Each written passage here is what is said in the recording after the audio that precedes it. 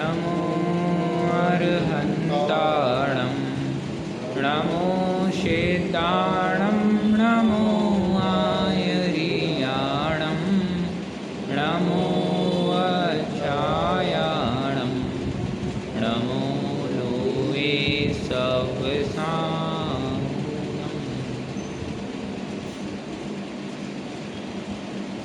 पिछली कक्षा में अपन ने सामान्य रूप से विश्व की परिभाषा और द्रव्य की परिभाषा इसके संबंध में बातचीत करते हुए अपन आगे बढ़ रहे थे। विश्व की परिभाषा को भी हमने देखा था, द्रव्य की परिभाषा को भी देखा था। विश्व की परिभाषा में शब्द आया समूह, और द्रव्य की परिभाषा में भी सेम शब्द आया समूह, गुणों के समूह विश्व के द्रव्य कहते हैं। इन दोनों समूहों में क्या अंतर है, इसके बारे में अपन ने बातचीत करी थी। आपको ख्याल में आंटी जी? अच्छा, आप नहीं आए थे उसमें, आपको ख्याल में? हाँ हाँ, मिर्ची को किस में? दोबारा थोड़ा सा और ख्याल करो, थोड़ा सा और ख्याल करो। वैसे आपको ख्याल में है क्या क्या सब दोनों समूहों में क्या अंतर स्पष्ट किया था?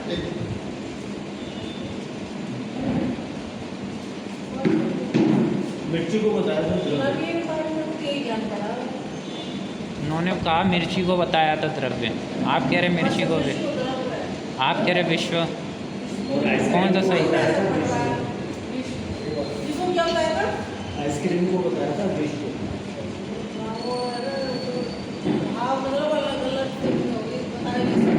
हाँ, वो तो चलो, वो तो उदाहरण के तौर पे हमने मिर्ची को, आइसक्रीम को और अंगूर के गुच्छे को, ये सारी चीज़ें देखी थी, वो तो उदाहरण के तौर पे देखी थी। अंतर क्या समझे थे हमने? हाँ, अंतर क्या समझा था इनमें, दोनों समूहों में अंतर क्या है? वैसा दो समूह थे, एक विश्व जो 6 द्रव्यों का समूह है, एक जो द्रव्य जो गुणों का समूह है। दोनों समूहों में अंतर क्या था? द्रव्य का जो समूह है वो बदलने वाला परिवर्तनशील है।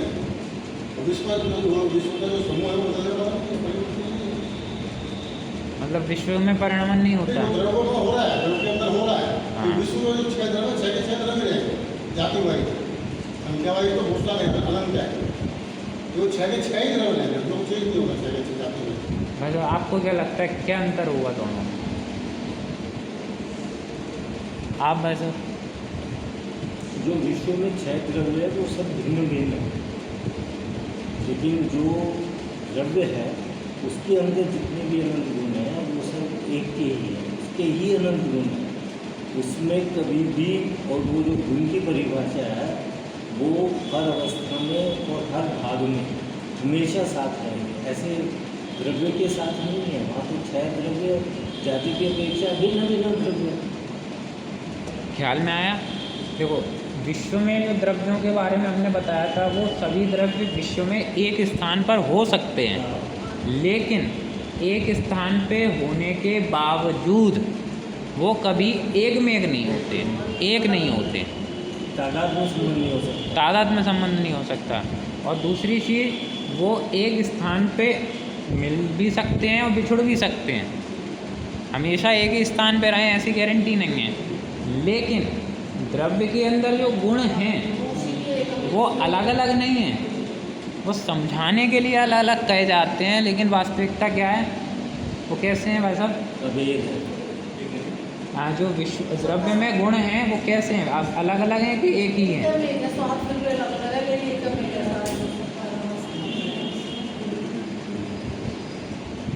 अभेद रूप से एक ही है, कोई विश्व द्रव्य में अलग अलग तरीके के गुण नहीं है, वो एक ही है, बस समझाने के लिए उसमें भेद किया जाता है, ये अंतर है।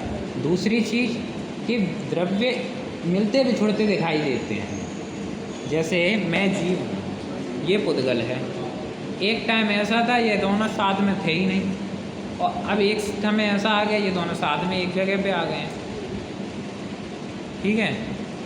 फिर किसी दिन मरण हो जाएगा तो ये अलग हो जाएगा, मैं अलग हो जाऊंगा, मिलते बिछुड़ते दिखाई दे। लेकिन मेरे में जो ज्ञान दर्शन है, जो मेरे में सुख है, जो मेरे में अनंत गुण है, वो मेरे से कभी अलग नहीं होंगे, वो मेरे से बिछुड़ेंगे नहीं, कभी मेरे से मिलाए नहीं है किसी ने, नए मिलाए हों। जैसे जन्म के समय ये दोनों चीज़ें मिला दी थी, ये मिलाए नहीं है किसी ने, ये अंतर भी है। समाधि से है। हाँ, ये चीज़ अपने समूह के संबंध में समझा था। दोनों समूह किस किस तरीके के हैं। एक भिन्न भिन्न वस्तुओं का समूह है, ये भिन्न भिन्न वस्तुएं नहीं है एक ही, उनको समझाने के लिए अलग अलग कहे गए हैं। दूसरी चीज़, ये इनको मिलाया और बिखेरा जा सकता है, इनको मिलाया और बिखेरा नहीं जा सकता, क्योंकि ये सदैव जैसे हैं वैसे ही रहेंगे। इस रूप में इनके अंतर अपन ने देखे थे। इसके बाद अपन गुणों की चर्चा करें। इनके गुणों की परिभाषा क्या होती है भैया?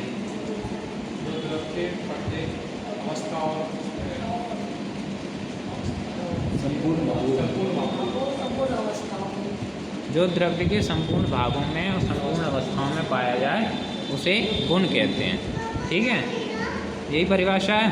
मतलब क्या है, इसका मतलब क्या हुआ? एक द्रव्य है, अगर उसका गुण हमें पहचानना है तो कैसे पहचानेंगे? आंटी जी आप बताओ। हाँ, अगर उसका गुण पहचानना है हमें कि इसमें क्या गुण है, तो गुण पहचानने के लिए हम क्या करेंगे?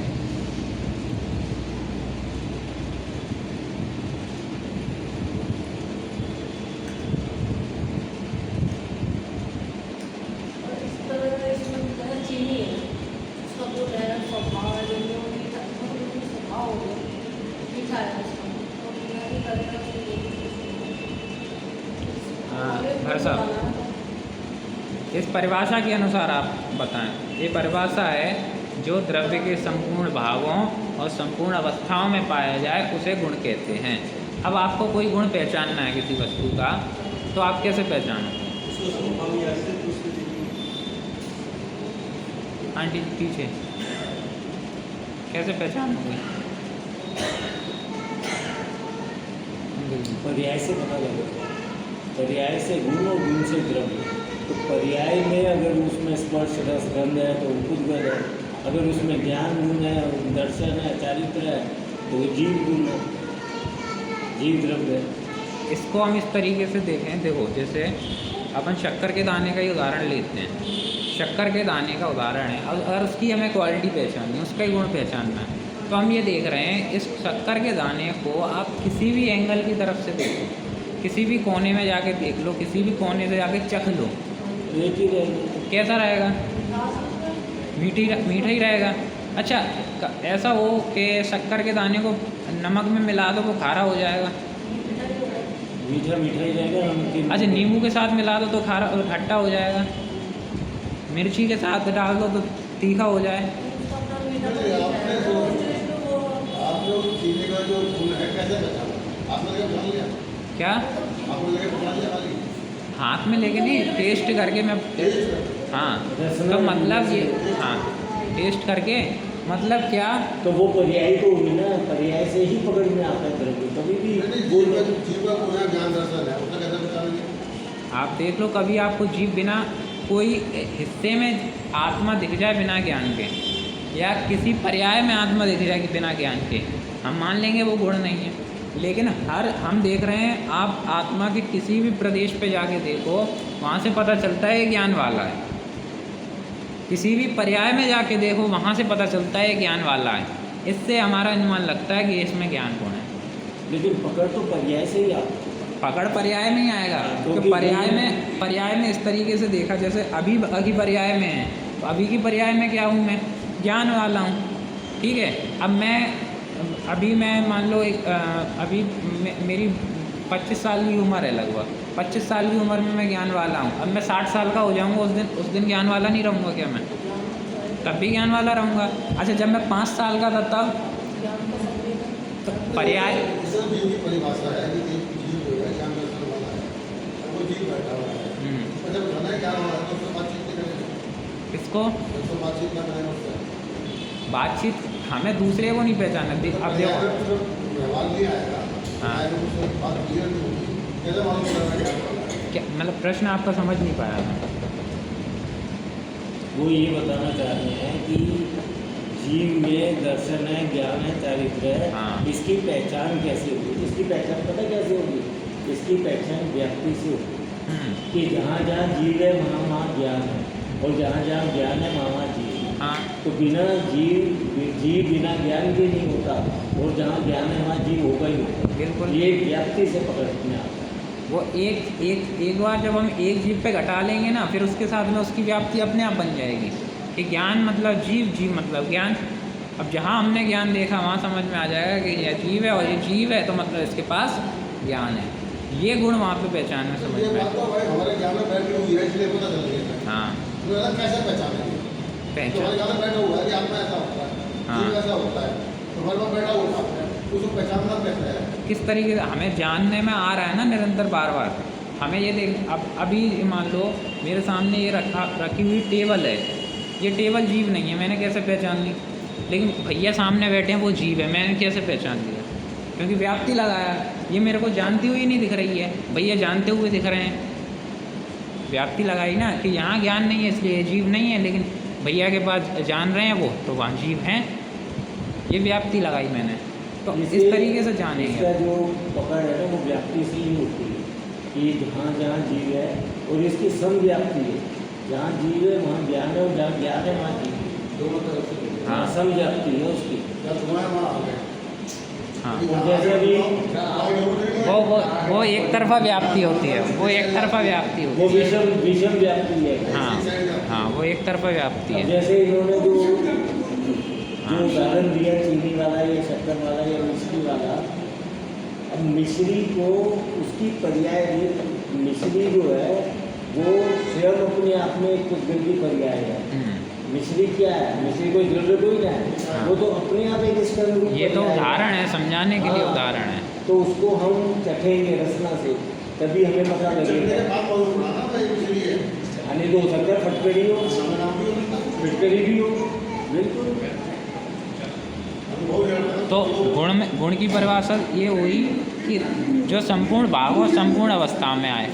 तो अब गुण को हम किस तरीके से समझें? जैसे हमें समझ में आता है, अब बताओ नींबू में पीला गुण है कि नहीं है? भाई साहब नींबू में पीला गुण है। परिभाषा आप गुण की सुनो तो आप समझो। गुण की परिभाषा जो द्रव्य के संपूर्ण भागों में और संपूर्ण अवस्थाओं में पाया जाए उसका नाम गुण। ठीक, यही परिभाषा है। अब बताओ नींबू का पीला गुण है कि नहीं है? तो पर्याय कच्चा है, हरा भी है, पीला भी है, और थोड़ी देर में खराब होने लगे उसका बदल जाएगा, लेकिन रंग होगा। वो जो वर्ण है वो तो उसकी पर्याय है। हाँ। वो वर्ण है, वर्ण है, वो गुण नहीं है। बिल्कुल। उनकी वो वर्ण पर्याय है। मतलब वो भले ही पीला हो, चाहे हरा हो, चाहे लाल हो, चाहे किसी भी रूप में हो, लेकिन वास्तविकता में देखा जाए तो नींबू कोई द्रव्य नहीं है। नींबू कोई द्रव्य नहीं है, नींबू तो पर्याय है, स्कंद रूप पर्याय है। और उसमें चूँकि पुद्गल की पर्याय है, तो पुद्गल द्रव्य के जो गुण हैं वो स्पर्श रस गंध वर्ण वो पाए जा रहे हैं। तो वर्ण नाम का गुण है कि नहीं है? चाहे वो पीला हो, चाहे लाल हो, चाहे हरा हो, चाहे काला हो, किसी भी रूप में हो। अगर उसे गुण कहेंगे तो हर वक्त पीला और हर वक्त हाँ। हरा कोई नहीं रहता है।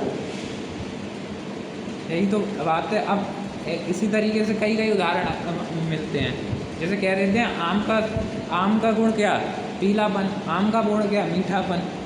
अब घटित करके बताओ, कच्चे आम को साबित करोगे आप बताओ? नहीं होगा। वो ना पीला होता है, ना मीठा होता है, वो खट्टा होता है, हरा होता है। लेकिन अगर अपन द्रव्य की तरफ से देखेंगे, पुद्गल द्रव्य की तरफ से देखेंगे तो क्या होगा? वो स्पर्श रस गंध वर्ण है। आप चाहे कोई सा भी स्पर्श लगा लो, चाहे रस लगा लो, गंध लगा लो, वर्ण लगा लो, ये सारे गुण की में चीज़ मिलती है।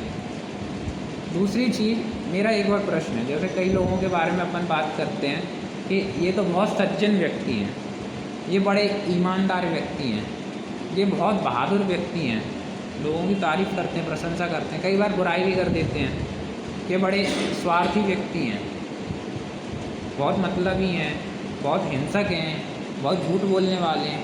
ये सब ईमानदारी, सज्जनता, और दयालुता, ये सारे गुण हैं कि नहीं हैं? नहीं नहीं, गुण कैसे हो जाएंगे, ये तो पर्याय है। सारी चीज़ें बढ़िया है। अगर गुण होगा तो क्या हर वक्त सज्जन ही है वो?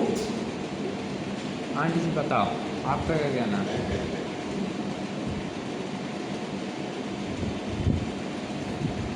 क्या लगता है आपको, ईमानदारी किसी का गुण नहीं होता? कोई व्यक्ति ईमानदार हो, हम तो कहते हैं ना बड़ा ईमानदार, अच्छे अच्छे गुण हैं उसमें, बहुत ईमानदार व्यक्ति है। तो उसके अंदर है ना, ग्राउंड में है ना, तो वो छोड़ेगा। तो ईमानदार नहीं है कोई व्यक्ति, मान लो बहुत ईमानदार है, बहुत अच्छी छवि वाला है, तो उसने एक पैसे की कभी बेईमानी नहीं करी, ये उसका गुण है कि नहीं है? पीछे ताकि आप बताओ, इसका गुण है?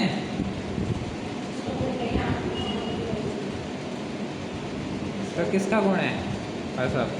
बोले तो व्यवहार करना, लेकिन जो चाहे उनकी बढ़िया की बात है तो वैसे व्यवहार कैसे बोला जाता है? हाँ, वास्तविकता में ये ईमानदारी, सज्जनता, ये सारी चीज़ों की जो बात हम कर रहे हैं, बहादुर बना, ये सारी चीज़ें बाहर से चारित्र गुण की पर्याय देखने में समझ में आती हैं, लेकिन गुण तो वही है जो सदा काल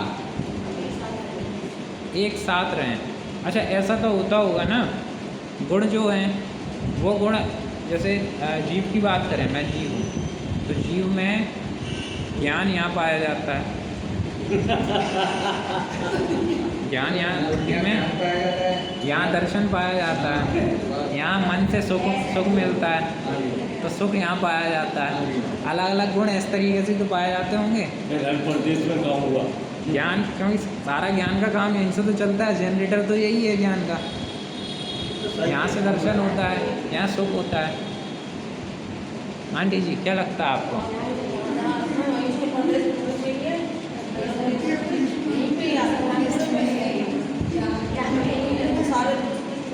क्या चीज़? परिभाषा है ना, संपूर्ण भाग संपूर्ण अवस्था। हाँ। फिर तो अगर आत्मा के पड़ जाए हर जगह होंगे, हर हाँ, मतलब कि एक गुण की भी अगर अपन बात करें, एक वस्तु के एक गुण की बात करेंगे तो वो पूरे द्रव्य में, पूरी वस्तु में व्याप्त होगा। ऐसा नहीं होगा कि एक हिस्से में होगा। और दूसरा गुण की बात करें, मान लो जैसे ज्ञान हुआ, ज्ञान तो पूरे जीव में व्याप्त है। और दर्शन की बात करें तो दर्शन पूरे गुण, पूरे द्रव्य में व्याप्त है। सुख सारे गुणों पर उपलब्ध है हर गुण में। मतलब, अच्छा ये बताओ मुझे, अनंत गुण हर एक, प्रदेश में है। हाँ, एक ही वस्तु में असंख्यात, नहीं, अनंत गुण हर प्रदेश में है, ये क्या है? हर प्रदेश में है। मतलब अब मेरा प्रश्न है, एक ही द्रव्य तो एक ही है, उसका एक ही एरिया है, तो उस एरिया एक जितना है उसका असंख्यात प्रदेश है, एक प्रदेश जितना, असंख्यात प्रदेश है। ठीक है। मैं अपनी मान के चलूँ, मैं मतलब जीव, तो उसके असंख्यात प्रदेश, तो उसी असंख्यात प्रदेश में ज्ञान भी है, उसी में दर्शन भी है, सुख भी है, तो ये आपस में गुण लड़ाई नहीं करते वहाँ पे। एक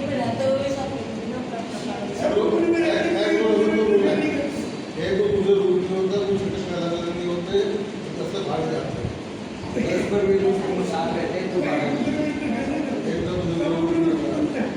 हाँ, मतलब एक ही जगह पे रहते हुए भी एक अलग नहीं अलग होते। अलग, एक द्रव्य तो एक नहीं होते, लेकिन नहीं, अनंत गुण एक जगह रहते हुए भी एक नहीं होते, वो अपने अपने भिन्न भिन्न ही रहते हैं। भिन्न भिन्न अपने समझ अतद भाव है उनमें, हाँ, तद्भाव। अपना अपना काम करते हैं। वास्तविकता में तो वो एक ही है, द्रव्य एक ही है, तो उसके गुण भी एक ही हैं, प्रदेश भिन्नता नहीं है ना। प्रदेश भिन्नता नहीं है, लेकिन समझने के लिए काम अलग अलग है। क्योंकि हमने वास्तविकता में देखा जाए, गुण कोई अलग नहीं होता। हम देखें, गुण कोई अलग नहीं होता। हमने देखा ये जीव नाम का द्रव्य था, ठीक है, जीव नाम का द्रव्य था। उस जीव नाम के द्रव्य ने, हमने क्या किया, ये क्या काम कर रहा था, ये जानने का काम निरंतर कर रहा था, हमेशा कर रहा था। हमने जब ये देखा कि ये जानने का काम निरंतर कर रहा, कभी रुक नहीं रहा, हर जगह से हर समय में, हर जगह में, हर समय में ये जान रहा है, जान रहा है, जान रहा है, तो उसके आधार पे हमने देखा क्या, चूँकि ये जानने वाला है इसलिए इसमें ज्ञान गुण है। ऐसे ही हमने इसमें दर्शन को देखा, इसी तरीके से हमने सुख को देखा, इसी तरीके से हमने चारित्र को देखा। वास्तविकता में ये चीज़ें अलग अलग नहीं हैं, ये एक में एक ही हैं। इसके संबंध में सारी चर्चा आपने की होगी पहले, मैं थोड़ा रिवाइज करते हुए आगे चल रहा हूँ। मुझे पता है आप लोगों ने सारी बातचीत की हुई है, क्लास में आपने बातचीत, मैं थोड़ा रिवाइज करते हुए आगे चल रहे हैं।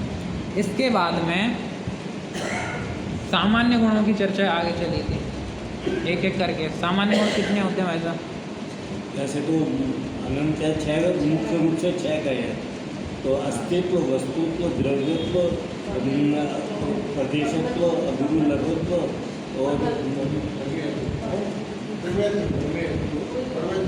अस्तित्व, वस्तुत्व, द्रव्यत्व, प्रमेयत्व, प्रदेशत्व, गुरु लघुत्व। हाँ, वैसे बहुत अनंत सामान्य गुण हैं, अनंत सामान्य गुण हैं, लेकिन 6 प्रकार के सामान्य गुण हमें जानने में आते हैं। सामान्य गुण का मतलब क्या होता है आंटी जी?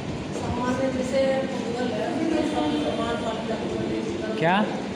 गूगल है, हाँ। उसमें सामान्य जाति वाले धर्म है। जीव और गूगल वो समान जाति है। सामान्य मतलब जाति गूगल के दूसरा गूगल के समान जाति है। गूगल एक गूगल भी मतलब वो गुण है अकेला, उसमें समझ को मिल रहा है वो समझ जाति वाले गूगल एक क्या हो गया तुम्हें? समान जाति हमने सामान्य गुण नहीं पढ़े थे। वो कोई बात सामान्य गुण किसे कहते हैं, वो ये पूछ रहे हैं। कोई बात नहीं, कोई बात नहीं। आप हाँ, ये हम आए थे।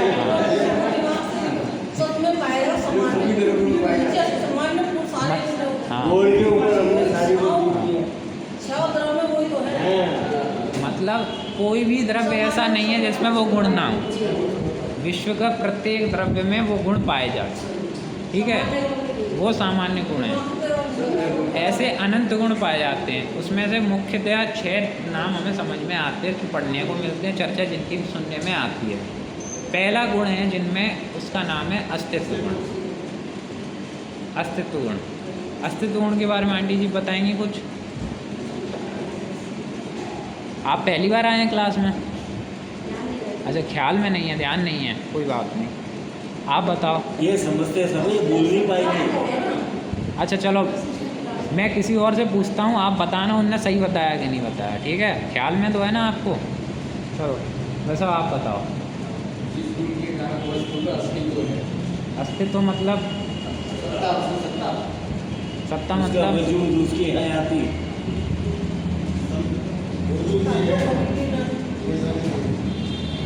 सत्ता मतलब क्या है? सत्ता का मतलब क्या है? एग्जिस्टेंस क्या मतलब? हाँ, एग्जिस्टेंस, हयाती। मतलब क्या? सत्ता का मतलब वो द्रव्य ना कभी तो पैदा हो सकता है और ना कभी ख़त्म हो सकता है। सत्ता उसका नाम मतलब ना कभी वो पैदा होगा, पैदा होने वाला मतलब नया नया, और ख़त्म होने वाला यानी इसका विनाश हो गया, नष्ट हो गया। हाँ, मतलब प्रत्येक द्रव्य ऐसा है जो बना नहीं है और ना ख़त्म होगा। मतलब प्रत्येक वस्तु ऐसी है इस विश्व की जिसकी सत्ता स्वयं से, अपने अस्तित्व गुण के आधार से, वो अस्तित्व गुण कह रहा है। अब इसको समझने से हमारी लाइफ में क्या क्या फ़ायदा हुए?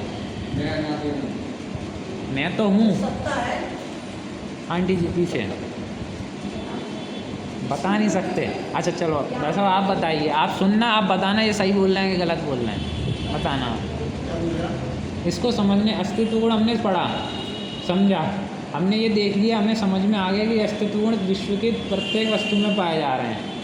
अब इसको समझने से अब हमें किस तरीके से फ़ायदा होगा? विश्व का प्रत्येक द्रव्य कभी खत्म नहीं होगा, ऐसी चीज़ है।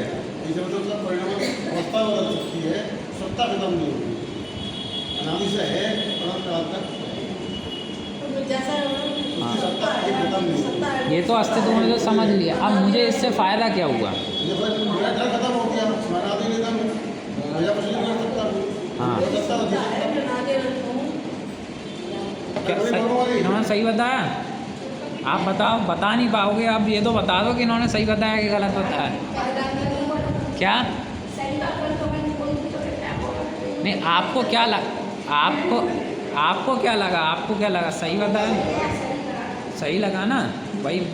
आप इतना ही बता दो अभी कि सही बताया कि गलत बताया, ठीक है? चलो, मतलब अस्तित्व गुण ये कह रहा है कि इस विश्व की कोई भी वस्तु ना कभी पैदा हो सकती ना कभी नष्ट हो सकती। मतलब इस विश्व में एक द्रव्य तो मैं भी हूँ। अब बताओ, कोई आगे मुझे धमकी दे रहा है तुझे ख़त्म कर दूँगा कल का सूरज नहीं देख पाएगा तो कितनी टेंशन होनी चाहिए मुझे? कितनी टेंशन होनी चाहिए? वो तो पर्याय बुद्धि में रख रहा है ना, ये पर्याय हाँ, बदल जाएगी। तो तभी तो ये पढ़ा रहे हैं, तभी तो समझा रहे हैं। ये अस्तित्व गुण को समझने का फायदा ही ये है, क्योंकि हम अभी तक पर्याय को देख रहे थे, अभी हमने गुण को नहीं देखा, द्रव्य को नहीं देखा। अगर हम द्रव्य की तरफ से देखें, गुण की तरफ से देखें, चूँकि मुझ में अस्तित्व गुण हैं। अब बताओ, कौन सा व्यक्ति आके मुझे ये धमकी दे जाए कोई सा कि कल का सूरज तुम नहीं देख पाओगे, तो बताओ वो आके कितना सा बड़ा पहलवान हो, कितना सा बड़ा 30 मार खान हो, बताओ मेरा नाश कर पाएगा कि नहीं कर पाएगा? ये तो हो सकता है जब वो कह रहे सूरज नहीं देख पाएगा तो उसकी आँख खोल दे, हाँ, तब तो वो नहीं देख पाएगा। चलो, लेकिन उसका अस्तित्व नहीं मिटा सकता। मतलब वस्तु का अस्तित्व नहीं मिटा सकता हो। अच्छा, मुझे तो गुस्सा आता है ना, मैं तो कहता हूँ ना इसको ख़त्म कर दूँगा, मैं उसको ख़त्म कर दूँगा। ये सारी चीज़ें ये लोग, ये बच्चे मेरी सुनते नहीं हैं, ये बेटा नालायक है, ये सुनता नहीं है, यही मेरी सारी परेशानियों की जड़ है। दुश्मनी हम लोगों से कर लेते हैं, अपने दुश्मनों को मारना चाहते हैं। ये ख़त्म हो जाए तो मेरी सारी टेंशन ख़त्म होता ही नहीं होता है। बहुत सारी चीज़ें, घर की बहुत सारी वस्तुएं, परिवार की बहुत सारी वस्तुएं हमारे दुख के कारण बन जाती हैं। हम उनको समाप्त करना चाहते हैं कि नहीं करना चाहते हैं?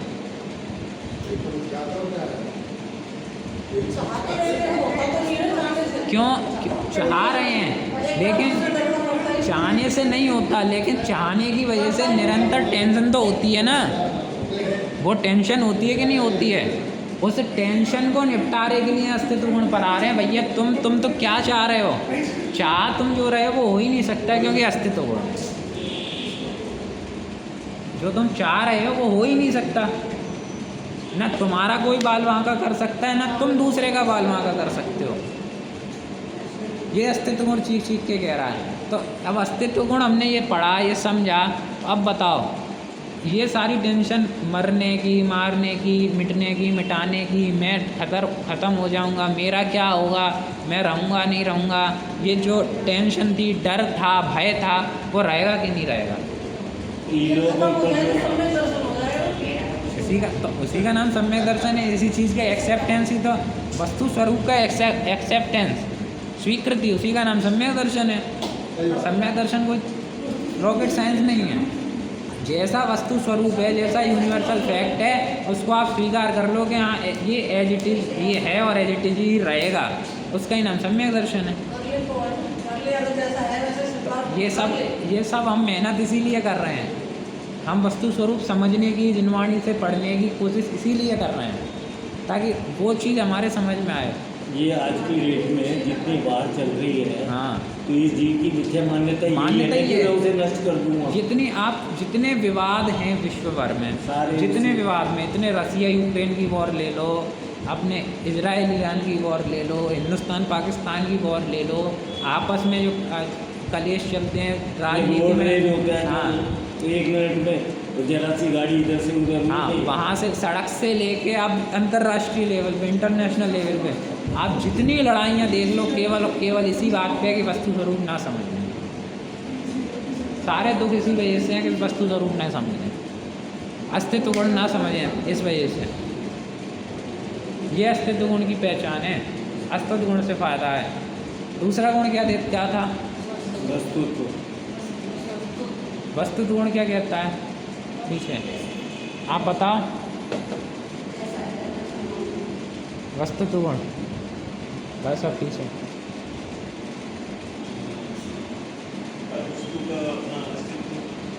वो अस्तित्व गुण है। पीछे दादाजी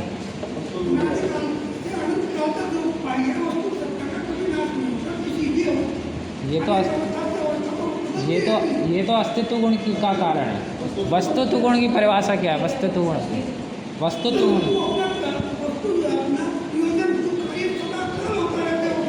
हाँ मतलब सही बताया इन्होंने, सही बताया। इसका मतलब इस विश्व, अगर शॉर्ट में कहा जाए सिंपल भाषा में अपनी लैंग्वेज में, तो इस विश्व में कोई ऐसी वस्तु नहीं है जो बेरोजगार हो। मतलब हर वस्तु अपना मतलब का काम करने में लगी हुई है, और कब कोई ऐसा क्षण नहीं है, ऐसा समय नहीं है जब नहीं कर रही है। काम कर भी रही है और करने में सक्षम है।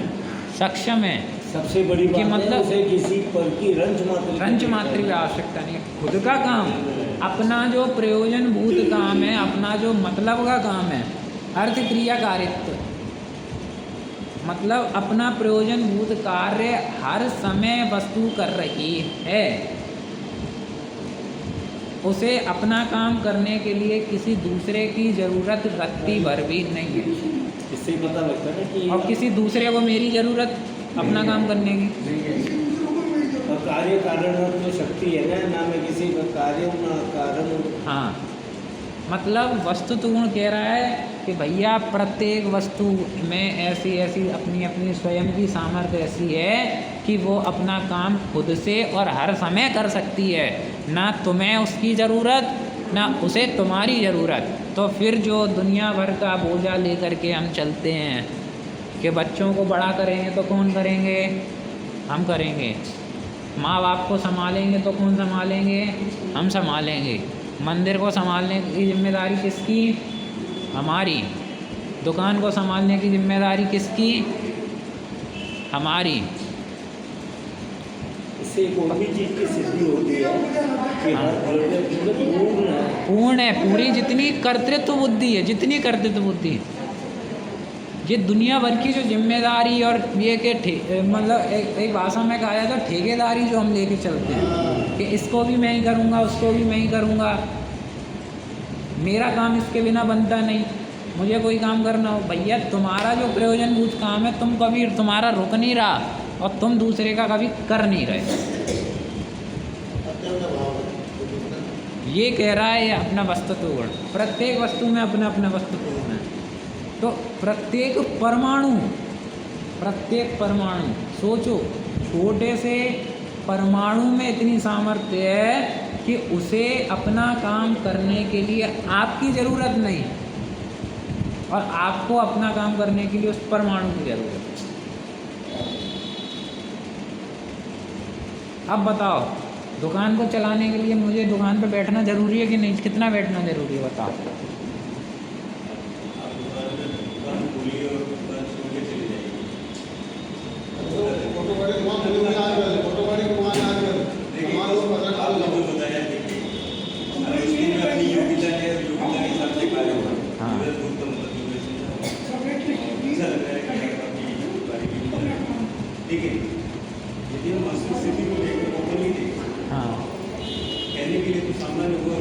हाँ, सामान्य व्यवहार के तौर पे अपन यही कहेंगे, लेकिन वस्तु हाँ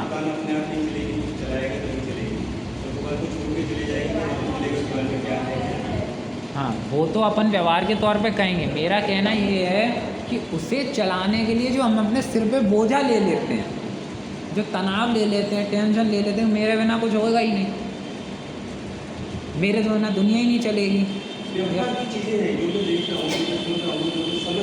हाँ व्यवहार में कहने से अच्छा लगता है। हाँ जब हम इस चीज़ को निश्चय रूप से देखते हैं हाँ तो साथ में महसूस नहीं होता। किस तरीके से? मतलब ठीक है कि हमारी सिर पे एक बोझा है।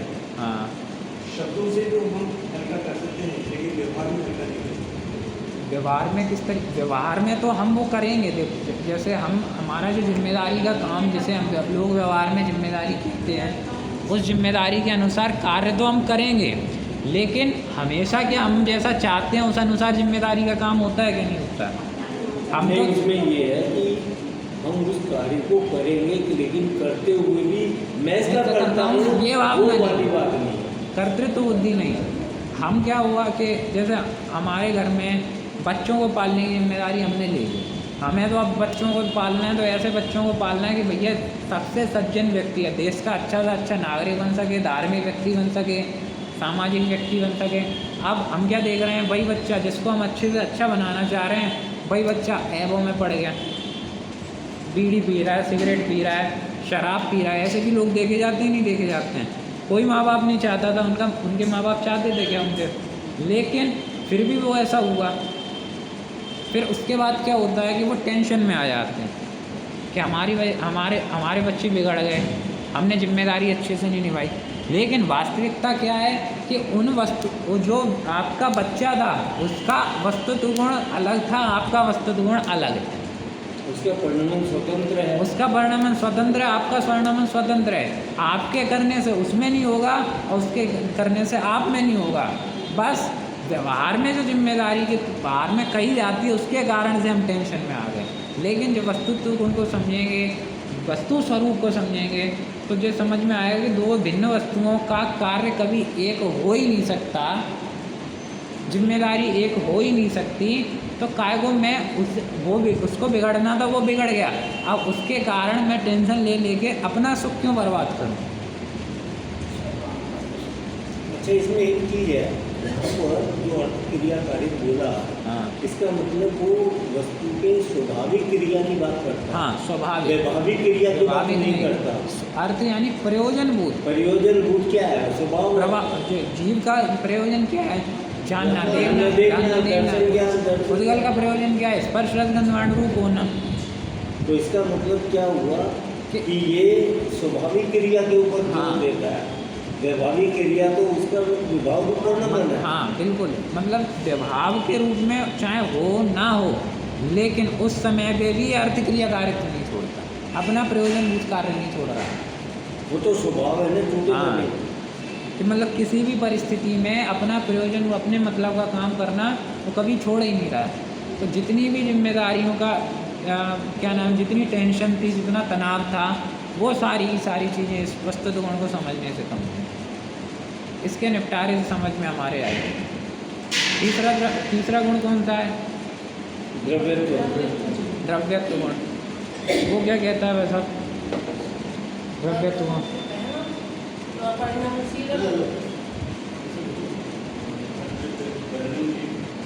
परिणमनशील है, मतलब इसकी परिभाषा ख्याल, हाँ बताइए आप।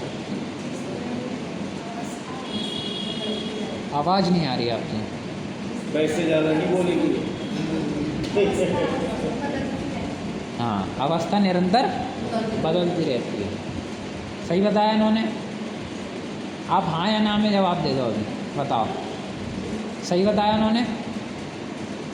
चलो, एक ऐसी शक्ति जिसके कारण द्रव्य की अवस्था हर वक्त बदलती है। मतलब एक समय भी ऐसा नहीं है जब कोई भी वस्तु परिणमन नहीं कर रही है, मतलब प्रति समय इस वस्तु में परिणमन हो ही रहा है। हाँ, द्रव्यत्व शक्ति का ना, द्रव्यत्व शक्ति के कारण ही द्रव्य नाम दिया। बहना मतलब परिणमन, एक समय से दूसरे समय में परिणमित बहते रहना।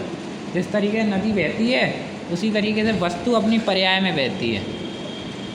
तो मतलब भले ही ये वस्तु सत्तावान है, इस वस्तु का कभी नाश नहीं होने वाला, अनादि अनंत है, लेकिन अनादि अनंत होते हुए भी ये कभी एक जैसी नहीं रहती।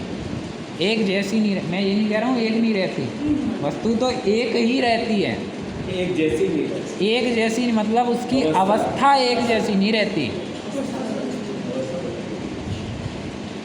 प्रत्येक समय ऐसा है जहाँ कंडीशन बदलती है, जहाँ पर्याय बदलती है। एक समय ऐसा भी आ सकता है जहाँ पे अवस्था एक सी तो हो सकती है, एक से, हाँ, मतलब बहुत सारे समयों में एक लेवल पे, जैसे सिद्ध अवस्था में, तब अवस्थाएं कैसी होगी? वहाँ अवस्थाएं बदल रही हैं। हाँ। बदल रही हैं मतलब ये नहीं कि चेंज हो रही हैं, एक जैसी है। चलते हुए भी जैसी है। हाँ, तो इसलिए जैसे अस्तित्व गुण कह रहा है कि ये द्रव्य कभी नष्ट नहीं होता। और द्रव्यत्व गुण कहता है कि ये द्रव्य कभी एक जैसा नहीं रहता, निरंतर बदल रहा है, परिणमन कर रहा है। इसको समझने से हमें क्या फ़ायदा हुआ दादाजी, द्रव्यत्व गुण को समझने से? पर्यावरण में निरंतर रहता है, निरंतर जैसे नदी का व्यक्तन रहता है, ऐसे निरंतर पर्यावरण में परिवर्तन करता है। उसका परिवर्तन भी एक सेकंड के लिए भी होता है। ये तो स्वरूप हुआ द्रव्यत्व गुण का। ये तो द्रव्यत्व गुण की परिभाषा से हमने समझा। अब द्रव्यत्व गुण की परिभाषा समझ कर कि भैया ये द्रव्य निरंतर बह रहा है, निरंतर परिणमनशील है, अवस्थाएं इसकी निरंतर बदल रही हैं। अब इसको समझने से हमारे जीवन में क्या फ़ायदा हुआ, क्या बेनिफिट हुआ?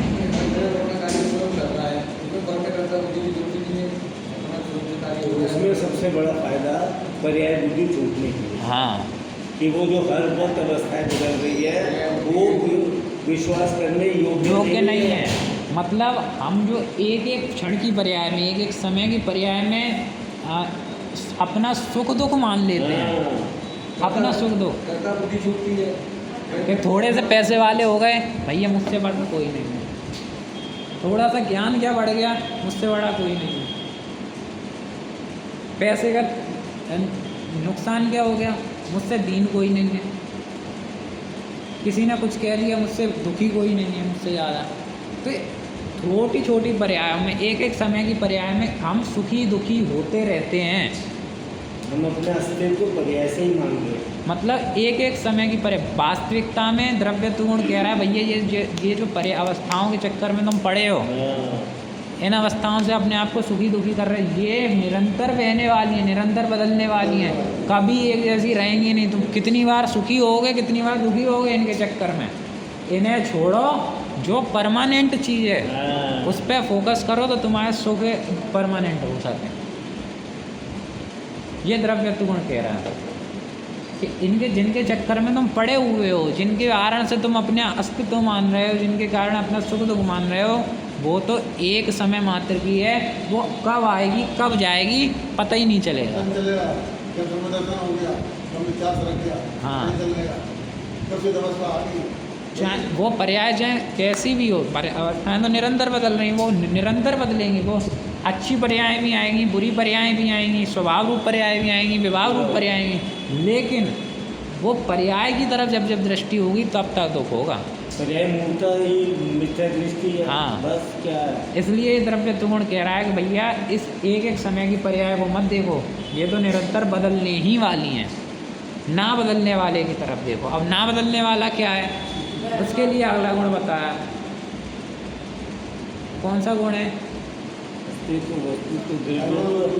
अगुरु लघुत्व गुण। हाँ, बीच में प्रमेयत्व भी आया, प्रमेयत्व भी आया, अगुरु लघुत्व गुण। अब अगुरु लघुत्व और प्रदेश द्रव्यत्व का थोड़ा समावेश बैठ जाता है दोनों का। अगुरु लघुत्व क्या कहता है? अगुरु अलघु, मतलब कोई काट छांट होएगी नहीं द्रव्य में। मतलब एक द्रव्य, एक गुण और गुण के अनंत गुण छिटक के अलग अलग नहीं। उसमें चार चीजें एक और भी है। एक ऐसी शक्ति जिससे उसमें द्रव्यत्व पना बना रहता है। हाँ, एक इसमें मेन परिभाषा तो वही है। हाँ। मेन परिभाषा यही है कि जिस शक्ति के कारण द्रव्य का द्रव्यपना कायम रहे। हाँ। अब जब ये परिभाषा दी तो उसका खुलासा करने के लिए 3 पॉइंट दिए कि द्रव्यपना कायम रहने का मतलब क्या, तो 3 पॉइंट से उसे समझाया। पहला पॉइंट, द्रव्यपना कैसा कायम रहेगा कि एक द्रव्य दूसरे द्रव्य रूप नहीं होगा, द्रव्य में जो एक गुण है वो दूसरे गुण रूप नहीं होगा, और उसके अलग गुण के अलग नहीं होंगे।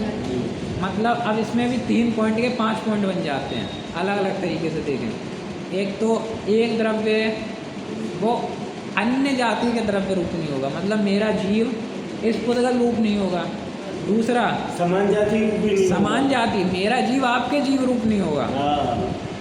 तीसरी चीज़, मेरा जो ज्ञान गुण है वो इसके स्पर्श गुण रूप नहीं होगा। चौथी चीज़, मेरा जो ज्ञान गुण है वो आपके ज्ञान गुण रूप नहीं होगा। और पांचवी चीज़ कि मेरा जो ज्ञान गुण है वो मेरे दर्शन रूप नहीं। 5 चीज़ समझ में आई, क्लियर हुई? मैं थोड़ा और एक्सप्लेन कर देता हूँ। देखो, एक तो दो डिफरेंट कैटेगरी के द्रव्य हैं, जीव पुद्गल। तो जीव, एक जीव द्रव्य कभी पुद्गल नहीं होगा, पुद्गल जीव नहीं होगा। पहला पॉइंट ये, एक द्रव्य दूसरे द्रव्य रूप नहीं होता। ठीक है।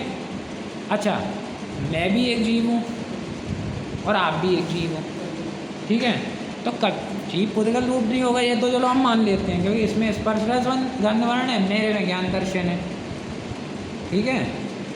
तो ऐसा तो होता होगा कि मेरा ज्ञान दर्शन थोड़ा आपका ज्ञान दर्शन, आप मैं जो जीव हूँ आप बन जाता हो, या आप जो जीव हूँ वो मैं बन जाता हूँ। वो भी तो अन्य द्रव्य है, वो भले ही एक जाति के द्रव्य हों हम दोनों, लेकिन है तो अन्य द्रव्य हैं दोनों अलग अलग द्रव्य। वो जीव द्रव्य अलग, उनकी सत्ता अलग है, मेरी सत्ता अलग है। मेरे एरिया में, मेरे क्षेत्र में कितने ही अन्य जीव द्रव्य रह रहे होंगे, पुद्गल तो रह ही रहा है, कितने ही अन्य जीव द्रव्य रह रहे होंगे कि नहीं रह रहे होंगे, है सारे प्लेटस वगैरह जितने भी सब रह रहे होंगे। शरीर में कितने बैक्टीरियाज होते हैं, कितने, और साइंटिफिक तौर पे देखें, जीवाणु की भाषा में देखें तो एक इंद्रिय जीव कितने रहते हैं, गलत भी रह रहे हैं, रस भी रह रहे हैं। तो वो सारी चीज़ें रहते हुए भी उनका जीव अलग है, मेरा जीव अलग है। चतुष्टय ही अलग है। बिल्कुल ठीक है। ये दो पॉइंट हुए, एक द्रव्य दूसरे द्रव्य रूप यानी पुद्गल रूप नहीं होता, पुद्गल जीव रूप नहीं होता।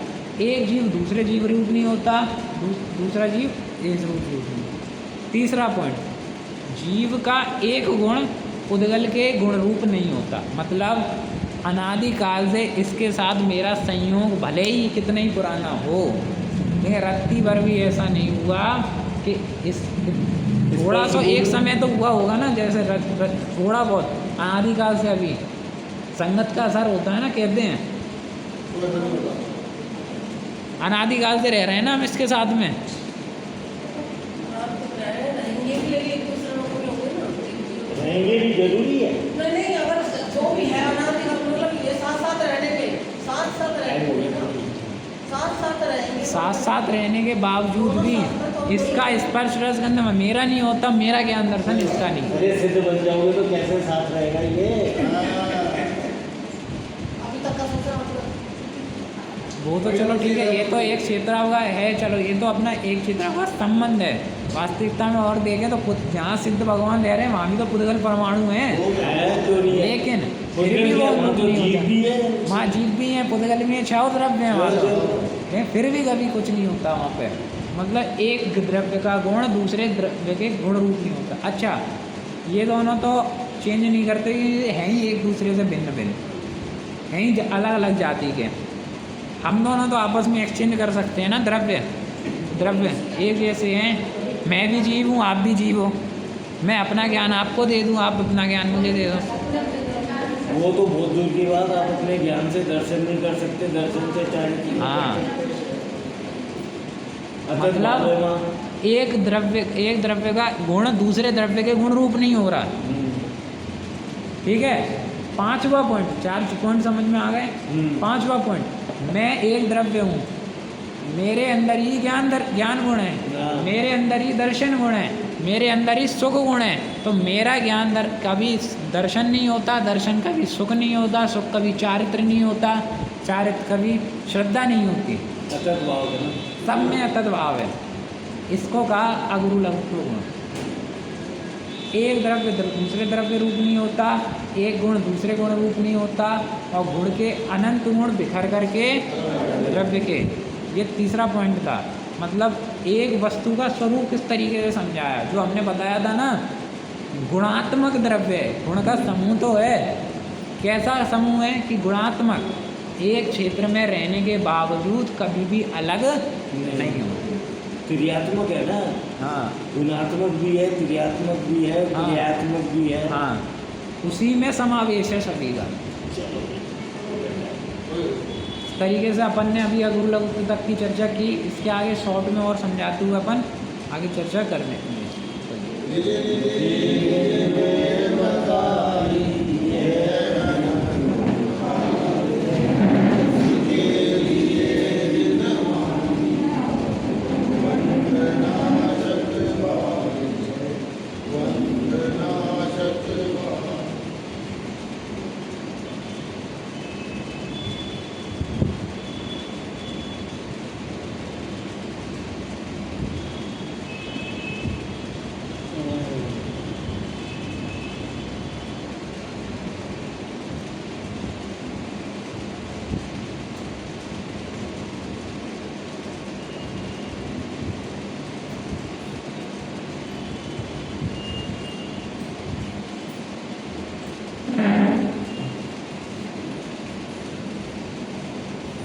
बोलो द्वार शांति माता की शाश्वत बोलो